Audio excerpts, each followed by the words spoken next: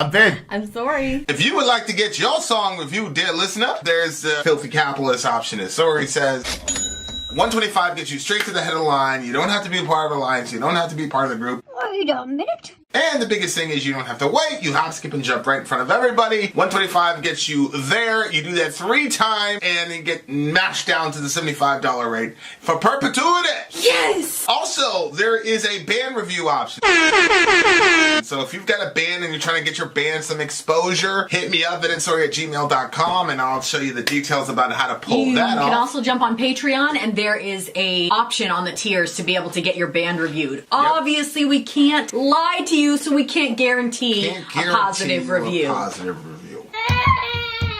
Get what you get. It's just rubbish. Rubbish. Rubbish. That's British for garbage. My favorite is the community option. $1 at the gate gets you in at Patreon. You get to join an alliance. The alliance joins their points together, and that helps determine what songs that we do. The alliances hang out on Discord. Message me on Patreon to get the link. And they do all kinds of other cool things. They do Minecraft, Dungeons and Dragons. Yeah. It's really a community within the community. Anybody can go on the village, facebook.com/Vin and Sori. There's 160,000+ people on the channel. What's cool about the Discord is that it offers a real opportunity for community connection, friendship, that type of thing. And it's on Discord, so if you're not a Facebook person, it's for you. You start off at $1. Right. Plus you get exclusives. Sori and I are working on a song. So the first 15 seconds of that was on Patreon. Also, at $15 tier and above, when we actually debut the video, they're going to be there live with us. There you are, dear listener. Buy our merch. Buy our merch. Indeed. Oh man, I really wanted to have time to work on Teespring today. Anyway, that's a side conversation. Welcome to the channel if you're new. This is, what's your name? My name is Vincent. I'm Sori, and right back here is Ben Webb. He's the troll of our channel. Yeah. He might say something to totally offend you and get himself blocked, but if not, you'll certainly enjoy some of his comments. Tonight, if however, they don't offend you. Tonight, however, is not about Ben Webb. No, tonight is a journey through the life of Seven Dusted. It's very hard for Ben to understand that all of life isn't about him. But Benji, Sounds like me. my little brother, life isn't always about you. Tonight is about my brother, Seven motherfucking Dusted. Okay, so Seven Dusted is, if you want to see his entire journey, go back and see the stream. But for now, we are going to go on to song 2, because we are in the middle of the stream. The song 2 is Billy Joel, Goodnight, Saigon. The comment is, digging through my uncle's old CD collection for an upcoming road trip. Actually, I added old in there. Sorry about that. Digging through my uncle's CD collection for an upcoming road trip, I found Billy Joel's greatest hits. I had heard most of the songs before, but not this one. And even though it's about the Vietnam War, it summed up the sense of brotherhood that is universal to all who served like nothing I've heard before or since. When shit goes down, I've seen racism, ideology, differences in religion, whatever, all get swept away to the side for a simple philosophy. I got your 6, you got mine. There you go. There you go, bitches. So, all of these songs are a story, right? What is it? The only wasted life is the unexamined life, I think is the actual quote. I think it was Marcus Aurelius said that or something like that. Anyway. So, Dustin, your life now has value because we are examining it. Just kidding, obviously. This flag, is the flag you get when you're deployed, because you get the meaning, right? Okay. So now here we go. I always thought that this was weird that the flag was flipped that way, and then somebody said the reason that it's flipped that way is because it's the patch, and it's supposed to be always advancing. Always forward. Ooh, never backward. Always forward. Let's go. Okay, guys. Good night, Saigon. Let's go. Hey, Saigon was that thing what that guy had. I said Rio de Janeiro. Remember the art thing we did at Foxborough? Oh. It was Saigon. I was saying it was Rio de Janeiro. Yeah. If you're an Instagram person, you'll see it. Okay, guys, here we go. Good night, Saigon. Let's go.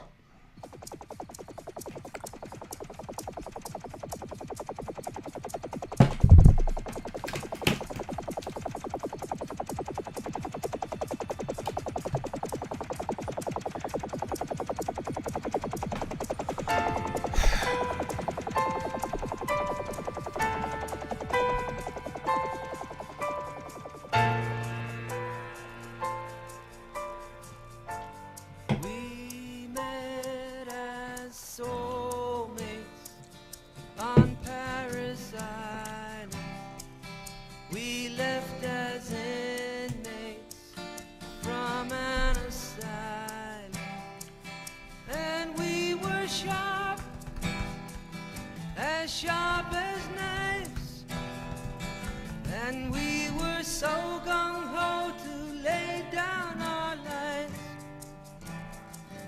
We came in spastic, like tameless horses.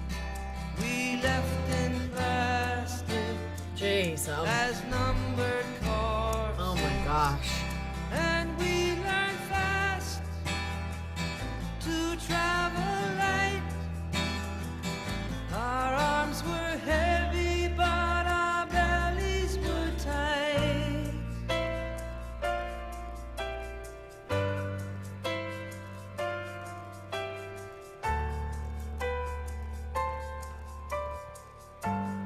We had no home front. We had no soft soap. They sent us playboy. They gave us bar hope. We dug in deep and shot on sight and prayed to Jesus Christ with all of our might. We had no cameras to shoot the landscape. We passed the hash pipe and played our doors tapes. Damn. And it was dark, so dark at night. And we held on to each other like brother to brother. We promised our mothers we'd write. When we would all go down together. We said we'd all go down together. No. What the hell? Damn it. Like tameless horses. You started over? We left in plastic as numbered corpses. And we learned fast to travel light. Our arms were heavy, but our bellies were tight.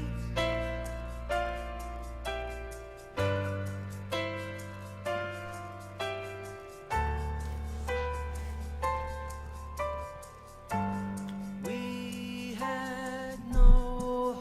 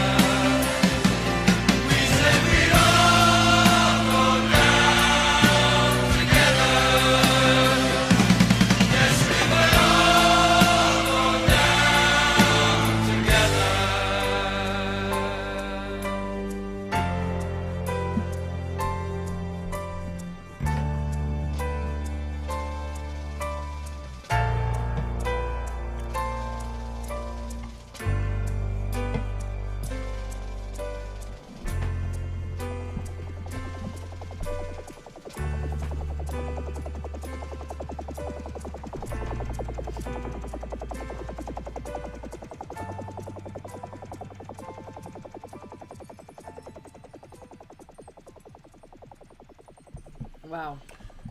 That's deep, man. Yeah. I remember being a kid and hearing, my stepdad was a big Vietnam guy. Yeah. So he was watching all these movies about Vietnam all the time, and I never really understood the draw, but he got in. He was about to get deployed to Vietnam. Really? Yeah. And that would have been absolutely no Jamie if that would have been the case, because Wow. I forgot what his MOS was, but those guys were dropping like flies over there. So yeah, but it was weird, like seeing them like talk about Vietnam. It was like, it just, like, in my mind as a kid, it just felt like so far away and like forever ago and all this. And, Absolutely. it happened before I was born, and yeah. like I remember, I think it was like last year or something, I was talking about 9/11, and I realized that the kids, it was history to them, and they barely really knew what happened, and Right. all the, I was saying like Muhammad Atta and all the rest of it, they were like, who, like what, like it was weird. It was just weird. Like that's, Afghanistan. Muhammad Atta. He was the ringleader of the terrorists.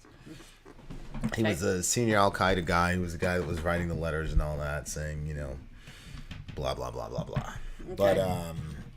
But my point is like they're looking at our wars the way that we looked at Vietnam. The only difference is that we're still here. Like, was it 80s, 20 years in the 60s? Yeah, it's about 20 years before we're, you know what I'm saying? Oh, like, yeah. And it's just a weird thing, man, like, to hear about that, like, as a kid, and then now our kid, like, we're passing on decades, Oh, yeah. war and all the rest of it. And obviously this is heavier than Vietnam to a degree, because it's almost like there's no end to it, and whereas with Vietnam, it was kind of like people were in the streets and it was a real thing. Like, a lot of people just, they almost forget that there's people out there separated from their families. There's people out there with their lives in danger and all the rest of it. And that's one of the things where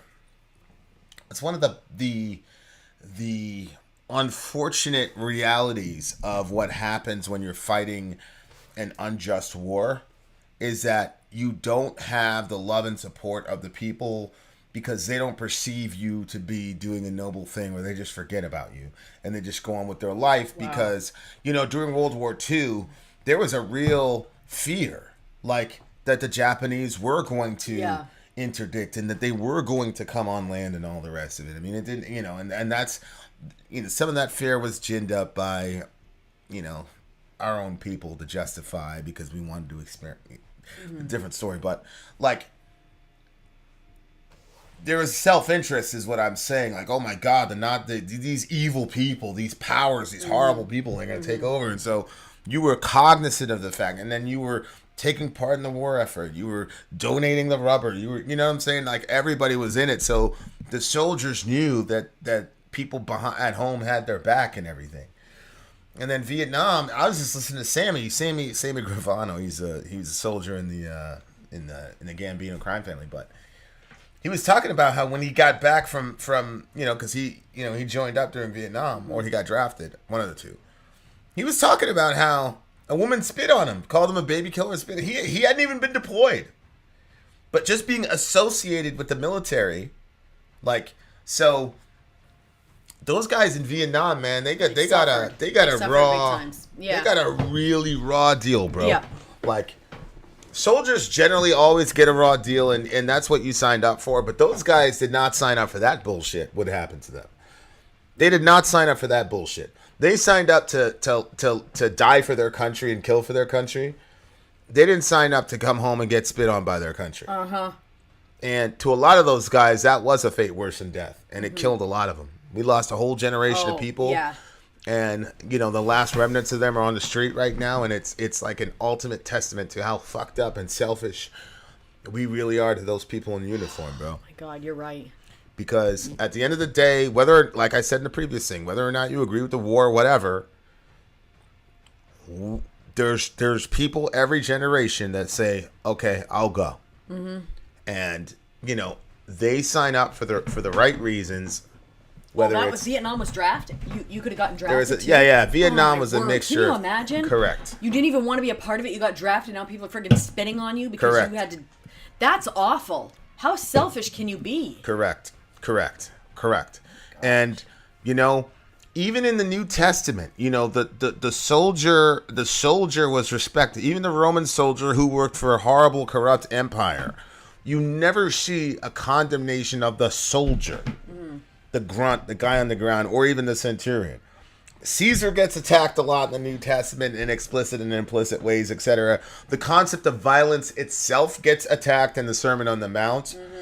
But the condemnation of the soldier, and if any soldier was worthy of condemnation, it was the Roman soldier. We didn't have the Geneva Convention. Right. You know what I'm saying? And that's not there. The New Testament is worried about deconstructing the systems that necessitate a Roman soldier in the first place. But the Roman soldier himself is not decried or condemned. Of course, in the early church, when a soldier did convert, and lots of them did, they no longer wanted to fight. But you see my point. My point is like, and I'm sorry, I've looked around. Because because you know how obsessive I get. Yep. And it was actually my stepdad that told me that they were spitting on the soldiers and all this when they got home. And I was like, I was like, what? And he was there, you know, he's like, yeah, man. And so I got really obsessive, and I was like looking around to see if any country had ever done that to their own people before. It never happened. And it was like, I was an 11-year-old kid, but from what I could see, it was like the first time that it had ever happened. Well, now that you're not 11 anymore, have you heard anything else? I haven't really looked at it, but it wouldn't surprise me. Like, you know, Americans, we innovate a lot of stuff, and sometimes that's one of the things that we innovate. But the point of me saying that is simply to say that the bond that a soldier has now, you can imagine, would be even deeper, because now it's like, you know how, you know, Black Hawk Down, you know, it's about the man next to you. It's like, well, shit, you don't even know if when you go home, the people that you are thinking about fighting for are even going to appreciate it. So then it's like, yeah, it's literally the guy next to me. And that's what the song is about. It's about like what you're going through. It's like he was saying, like, that bond that you have. And, you know, you experience it other places. Like my best friend, like he and I have been through, you know, not wars, but we've been in situations where we were on site and people were on site. And on site is a term. It's a technical term where I come from. And it means if you see that motherfucker, like, and that's a terrifying place to be. And to like, I'll say this. I've never been in long extended 18-month periods where like dudes are trying to kill me all the time. I've never, ever been. I was listening to Jocko talk about that. People were saying, oh, what's it like being a Navy SEAL and how dangerous? He was like, it's actually safe for us than the average soldier.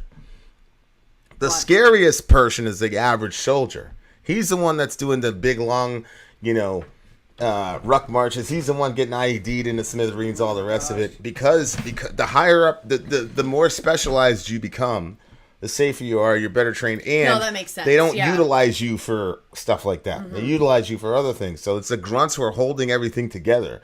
And then you get these people, you know, these intelligence people and all the rest of it, because, okay, you're probably, you know, per capita more intelligent, but they're, you know, they don't understand. Like, of course, don't, you know, you're in a unique situation where your life is absolutely on the line. Like, I'm not taking it away, but you're not the way that a regular grunt on the street is. It's just not. And these guys are Parris Island guys. That means they're Marines. You know, he's talking about Parris Island. Yeah, I did see that Parris Island. So, I mean, those guys, you know, you're almost in a time of war. It's almost a guarantee that you're gonna know a bunch of dead people. That you're gonna sweat. You're gonna go through that crucible. If you're in the Marine Corps, you know what the crucible is about. You're gonna go through all that shit, and people you love are gonna die, bro. You know, and that kind of brotherhood is Oh, God, I can't even imagine. I And cannot imagine. and you know, like I talk, like there's a dude I'm talking to right now, and he's in a war zone. Now, you know, I love the dude to death. I pray for him every day and all that. And the guy's in a war zone, and it's like, man, get the fuck out of this war zone. But it's very hard when people you love just get when you see that shit happen, man. And you know, a lot of people from the outside looking in, like when somebody close to you dies like that, people think to themselves, "Oh, that's going to make you terrified." But a lot of times it doesn't make you terrified. It makes you really angry. Yeah. And you get to the point where you don't care if you live or die and all the rest of it. Yeah. And then you can't reason with anyone. And so that's a big, big, big burden that a lot of these dudes carry, not being able to save a friend that you would have died for. I mean, there's just so many things. A lot of times it's a game of inches, and it's just and you know, that guy was supposed to die that day. There's nothing you could have done. And you know, I think it would be so difficult to be fighting side by side with somebody and then have that person, their life ended in a gory way, I guess is how. And you have to see that, and then you still have to keep going after that. Like, we have one random injustice done to us during the day, and sometimes it shuts people down for a week. You know what I mean? Yeah. And then you have soldiers that are going through that stuff. It's just, wow. Like, yeah. Yeah. Yeah. Yeah. And again, there is a vast difference between saying I support war and wanton killing and all the rest of it versus saying I support the individual who signed up because they are going to defend their country. That's why they did it. Yeah, that's a good way of looking at it. And there's a difference. And I'm never going to condemn, because I will condemn our media, and the other thing is I don't give it, Ben, and all of us, we benefit from the horrible actions our country has done overseas. Mm-hmm. That's just a fact. So I'm never going to spit in the face of somebody who does that. And here's the other thing I'll say. The people who would spit, the type of person that would spit in the face of a soldier is not the type of person that can handle a physical altercation with a soldier. They're spitting on that person because they assume the virtue of the person they're spitting at. Because if that soldier presented themselves as a person, see, they know that person, their disposition is to protect an American civilian. So it's like a girl who will slap you in the face. They know that I'm not going to hit them back. So the very fact that a person would, quote, express their rage at our nation's whatever, why don't they go spit at the president? Yeah. That's because motherfuckers would put you on the ground immediately. So you're going to go after the runt who, say what you want, but you know that he's not going to attack you, because if you thought he was going to attack you, you never do that shit. Yeah. So that means you know you're going after a person who's more virtuous than you are. And I think that that's the height of cowardice. And I'm glad that, you know, God's really shown me a lot of my own weaknesses as far as where I'm weak. I have ideals about, you know, what kind of person I want to be, but I'm glad. But I also am aware, I'm very happy that God's never put me in a situation where I've ever had to see that bullshit. Mm-hmm. I'm very thankful to the Most High. I'm not even talking about it happening to me. Well, I think you would deal with it much better if it happened to you rather than seeing it happen to Well, actually, a lady did spit on me one time, but that was a different situation. It was the abortion lady. Mm-hmm. And I took that as a great honor, because that told me this white lady believes that this intimidating black dude wouldn't really attack her because he kept talking about Jesus. So I took that as a real badge of honor. But I'm talking about. Do you remember when we left there? Dorian was pretty little, and he was upset because he didn't get spit on. Yeah. Because he said he wanted to suffer for the gospel. yeah. He was so angry. It was very cute. Yeah. Okay, somebody get Ben out of the room for the rest of the night. Okay, I already locked. I'm gonna do it. I'm gonna do it. Mods. Get rid of him. Okay, there's deleted, but we've gotta. Okay, I really love the song, but the I almost feel like almost blasphemous to even rate it, just because that's a real holy thing. That's so interesting. It's a real holy thing. That's how I was feeling song. too. Yeah, I felt like it was the way that the things that were said, especially like we came in like tameless horses, and we left in plastic as numbered corpses. That was a hard part, and also our arms were heavy, but our bellies were tight. Did you get rid of him? What? Did you get rid of him yet? Who's him? Ben. Yes. Okay, good. Yeah. I'm sorry. Read it again. We left in plastic as numbered corpses, and then also our arms were heavy, but our bellies were tight, and like that part was hard too, because it was like the belly's tight. I guess I'm assuming that's like your nerves and feeling sick, and and they use the word bellies, which to me thinks of like children. Yeah. And I was in the same. Yeah. There is a sense in which, the grown soldier is still a child at heart. Like, people say it all the time. Like, my body's old, but I'm still young, And so when I look at war is an old man's game. Is a young man's game, sorry. War is a young man's game. Yeah. Yeah. I'm sure it ages you in ways, and at the same time. Anyway, so I was watching Orion tonight. He's 2, and he crawled up onto the bunk bed, so he had to go up the ladder, and then he wanted to come back down. He said, mommy, and then I came over. I said, do you want help? And he said no, but I think he just wanted me to be there. And then he found his way down the ladder, and I was shocked because he's 2 years old climbing backwards down a ladder without falling. Yeah. And whenever I see stuff like that, or I just watch him with the way he does things, it just makes me think like every person was once 2. Mm-hmm. And like these soldiers that went through all of this, they were once 2. They were somebody's little boy, and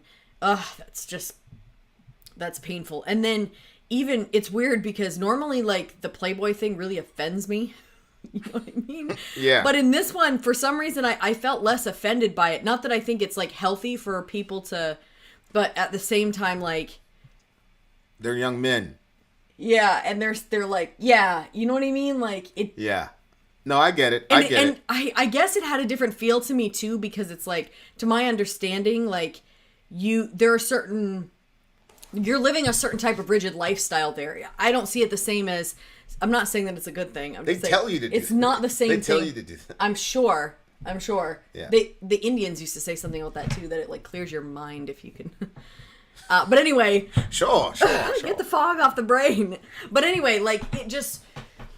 It didn't offend me as much because I felt like, they're in a particular situation that was, I think it's 100%. Different than the person that's here and could go out and speak to somebody and try to get in a relationship, but instead they're stuck in that situation. Lyrically, this guy is massively intelligent.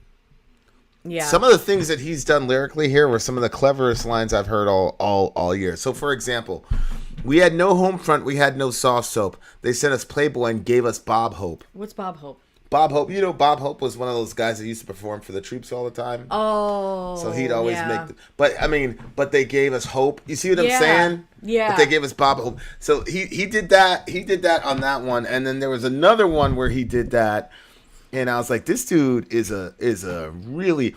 Remember Charlie, remember Baker. Okay, so now this one, I'm not sure if he did on purpose, but it could have been.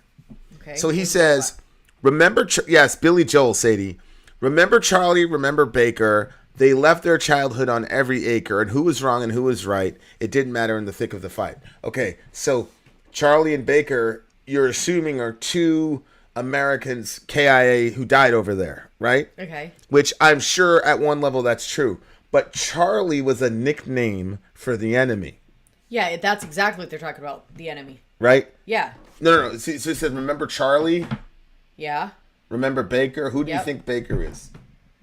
I don't know. I just assumed this is I just thought that they were naming the one person from each side because it says they left their childhood on every acre, and who was wrong and who was right, it didn't matter in the thick of the fight. Like there's 2 opposing teams and they're fighting against each other, but at the end of the day they're all soldiers. And so we saw this in there was this horrible. It was some kind of a war that we were watching. It was very graphic, like way too much graphic for me. Yeah. Like, it And was pretty- in that one, pretty tough. You understood from that one that even though somebody was on the other side of the opposing team and you guys were fighting against each other, there was a sort of camaraderie because you both understood you were both in the trenches together, you were both in the warfare together, and you fought the same war. And so, remember there was that thing where the opposing people came together like years and years later, and they were like, remember this happened? And they were like sharing war stories from opposing teams. Yeah. Do you remember? Yes. What was that? Was it an interview? It was something like that, yeah, but they were like older... Yeah, was it the German guy and the American guy with the pilots? I don't think so. I thought it was somebody that looked like they were... There's a lot of those stories, Asian or something. honor among soldiers. But yeah, like Charlie's a nickname for the VC, right? And so I was just like, man, he's a brilliant songwriter, this guy. And it was just sad. And it was just brilliant songwriting. It was sad. I was, down in the deep reform rabbit hole. There's this website called monergism.com. And, that's when I was like, crazy. It's just nothing but articles on, the reformed Calvinism, blah, blah, blah, blah, blah. Anyway, I read this article. And so you get all these weird articles from these obscure theologians, but like some of my best, Vinisms have come from that website. So anyway, the guy was saying he was listing off like 75 reasons why God decrees horribleness. So then he had a section for war, why God decrees war. And he said one of the reasons that God decrees war is because he enjoys seeing sacrificial acts of virtue. I was like, Interesting. What? But it's a very, very interesting concept. But I'm not going to rate the song because it's a massively holy song to me. But definitely a massively amazing, important song for Joel. One last thing is, because at the beginning he says that they were sharp, and then here he says, and they were sharp as knives. And they heard the hum of motors, they counted the rotors, and waited for us to arrive. So he's giving a shout out to both sides, that both of them were soldiers. And, so I like that. And I actually feel the same way about it. Like when the song first started, I was like, I don't know. I'm not sure if I like this. And then as it progressed, it became more and more and more and more meaningful until Vin fucked it up and rewound it and started it over. Yeah. And I will say, when he says who's wrong and who's right, if I was a Vietnamese person, I'd be offended by that. Because it creates some sort of moral equivalence. I mean, who's really right or wrong? Well, we were wrong. And they were defending their homeland. So there are definitive right and wrongs. I think in the battlefield, at the lens, I think what he's talking about, though, is at the ground level lens between... those guys are squared up on each other. None of that shit matters. They just want to get home to their girls. Baker wants to get home to his girl. Charlie wants to get home to his girl. They don't give a fuck about the who's right or who's wrong. But on a larger lens, we're responsible to look at that episode and say, we were wrong. Yep. France was wrong. Yep. We should have left those fucking people alone. They didn't do us any harm. And then we should learn from that. Like, see, that's my problem with the whole spit on a soldier thing. That doesn't stop Iraq. Spitting on the soldiers in Vietnam doesn't stop Iraq. Right. Serious conversation, legislation. Right. How the fuck did we get into this situation? That's going to stop another Iraq. But this lashing out at the guy... And why doesn't it stop another Iraq? Because the regular grunt that came home from Vietnam isn't the reason we were in Vietnam in the first fucking place. It was a fucking politician. So as long as we go after the soldier, we're always going to repeat Vietnam and Iraq. And then our kids are going to be talking about this in 20 years about their kids. That's true. As long as we keep going after the soldier. You see? It's so easy to do that. It's hard to organize. It's hard to stay diligent. It's hard to it's hard to go against your political party. It's hard to hold your political folks accountable. It's easy to ventilate all the frustration on the guy who, or the woman who has more virtue in their pinky than you do in your entire essence. Anyway, that's my take on it. It is what it is. A lot of people were saying it was silent count for them. So there you have it. Silent And count. obviously, I'm very biased to the issue, and it is what it is. So there you go. My man Jambi's in the house. Okay, this is a really, really good day. All right. Jambi's in the house. Speaking of soldiers. Fuck 12. All right, Vin out. Sorry out. Gone.